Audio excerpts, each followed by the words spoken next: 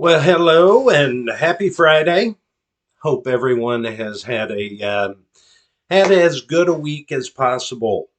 If any of you are investors at all, I'm sure you can't be totally delighted after Powell's little speech yesterday, or yesterday when he successfully helped tank the markets, or Wednesday, I guess it was Wednesday. Anyway, whatever it is. On today's Let's Discuss, I actually am, I was thinking about kind of giving everybody an update on the real estate market, specifically here in the North Texas area, because one, I am in the North Texas area, and two, you know, the Dallas Fort Worth metro area has been really resilient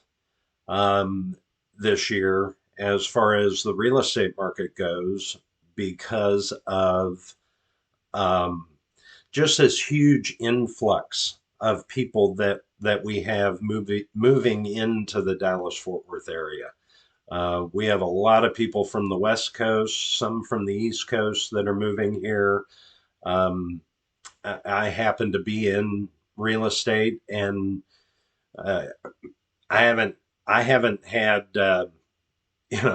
most of my buyers are referral, and I think I'm working with maybe one buyer right now that's actually uh, within the state of Texas. Everybody else has been from out of state moving here because of work. And because of the influx of out of state buyers, our market has stayed pretty resilient. I know that several of you that don't live in this area have have seen your real estate markets really get um, uncomfortable, and it's been, even though our market has been resilient, it's also been a little trying for the fact that what we're experiencing in general, and now I'm going to speak more about the specifics here in Dallas Fort Worth, but we haven't had any inventory. And I know that that's true in a lot of other markets around the country. But what that means for those of you not in the real estate business is that there haven't been a lot of homes for sale. One of, I think, one of the better indicators to monitor and watch in a real estate market to let you know how that market is shifting, either from a seller's market to a buyer's market, is something we call months of inventory, meaning based on the number of closed sales every month. And if you divide that into the number of listings, homes for sale in a marketplace, how many months without any new homes going on the market would it take to sell through all of the available homes for sale? Months of inventory. And in a very, very stable market, meaning that it's not a buyer's market and it's not a seller's market, you normally have 6 to 6.5 months of inventory. But because we have, I mean, our sales are down, um, but the number of homes for sale is down quite a bit right now too. Um, just to kind of give you an idea, um, last month, August, in the Dallas Fort Worth area, the number of closed sales was down, what was it, 8.8, almost 9%. Um, the number of pending sales, meaning homes that are for sale and they've gone under contract but they haven't closed yet, that was actually down um, almost 14%. It's a lot. Um, our inventory, the number of homes for sale, really hasn't risen. And but because the number of sales have been going down, what that's starting to do is increase that months of inventory number. So the end of August, we actually had 3.2 months of inventory. That is technically a seller's market, which is why some of my clients and perhaps some of you that have been looking to buy in Dallas Fort Worth are still seeing multiple offers on homes. I had a fantastic client recently that it wasn't until the fourth house that we put an offer on did we actually get that house under contract because we kept getting beat out on price. And that can be really frustrating for buyers.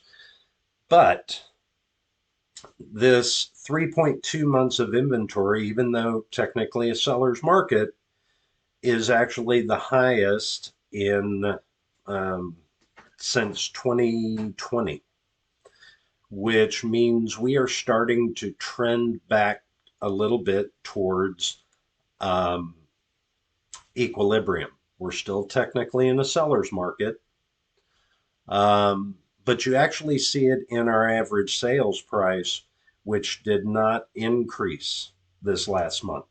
It held pretty steady. It was down a few $1,000s, but not enough statistically to say that there was a huge price drop in Dallas Fort Worth.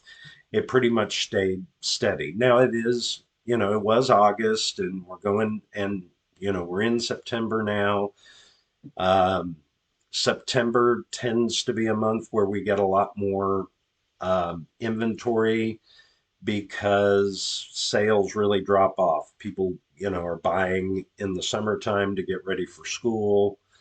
Um, so it'll be really interesting to see how the September numbers show up here in Dallas because I think it's going to indicate where our market is going. Based on the economy right now, it's tough for people um, to buy, especially in the new homes or first time home buyers. Okay. It's really tough for them to buy um, because interest rates really have gone up quite a bit. This time last year, a 30-year mortgage was about 5.5%. Right now, a 30-year mortgage is more around 7.5 to 7.75%. And, that makes for a fairly good size house payment, especially for somebody that's doing the first time home buying because they don't have a lot of cash, so they have to borrow quite a bit, a little higher interest rate, so forth and so on. That makes things tough. And our prices are still elevated, right? Um, and so I thought that today I'd kind of give you an update on the real estate market in the Dallas Fort Worth area because again, I think that, as resilient as Dallas Fort Worth has been, if we start seeing a real shift in the data here, that's very telling for the real estate market nationwide. And what I'd like to do is certainly, again, this is let's discuss. I bring this up because I'd like to have your feedback or your questions about real estate in general. But also, this is probably going to be a monthly reoccurring video where I can update you on some things and help you um, maybe make some plans. Even if you don't live in Texas, there are some things you should probably be aware of as far as trends and how that might affect you if you're looking to buy or sell a home. Um, Again, technically, we are still in a seller's market based on having less than 6 months of inventory in Dallas Fort Worth. But with prices holding steady, interest rates probably going to continue to go up, especially since the Fed indicated this week that they want to hold interest rates at a higher level for a longer period of time than originally planned. And they most likely will have another rate hike this year. All those, you know, all that plays into what interest rates are going to do on a home. So stay tuned for the September update on real estate. Please let's discuss any questions that you might have about your particular situation and what you plan to do as far as buying or selling a home, because these trends will affect you as well. But let's discuss them. And we will update about this time next month. I'll update you with September's numbers to give you an idea of what direction that we're going. With all that being said, again, I hope you had a great week. Um, Hope you have a fantastic weekend. And we will see you on Monday with a new topic of discussion for Let's Discuss with John Barta. Have a great weekend.